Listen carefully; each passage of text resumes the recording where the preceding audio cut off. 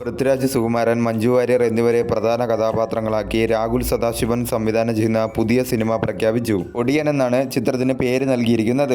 ഈ ചിത്രം നിർമ്മിക്കുന്നത് കരൺ ജോഹറിന്റെ നിർമ്മാണ കമ്പനിയായ ധർമ്മ പ്രൊഡക്ഷൻസും പൃഥ്വിരാജ് പ്രൊഡക്ഷൻസും കൂടിയാണ് ചിത്രം നിർമ്മിക്കുന്നത്. ധർമ്മ പ്രൊഡക്ഷൻസ് ആദ്യമായി നിർമ്മിക്കുന്ന മലയാള ചിത്രം കൂടിയാണ് ഇത്. മലയാളം, തമിഴ്, തെലുങ്ക്, കന്നഡ, ഹിന്ദി ഭാഷകളിൽ ഒരുക്കുന്ന ചിത്രം ഹൊറർ ത്രില്ലറാണ്. സിനിമയുടെ തിരക്കഥ ഒരുക്കുന്നതും രാഹുൽ സദാശിവൻ തന്നെയാണ്. റെഡ് റെയിൻ, ഭൂതകാലം, പ്രമേഹം, DSR എന്നീ സിനിമകൾ ശേഷം രാഹുൽ സദാശിവൻ സംവിധാനം ചെയ്യുന്ന ഈ ചിത്രത്തിൽ വലിയ പ്രതീക്ഷയോടെയാണ് എവരും കാത്തിരിക്കുന്നത്.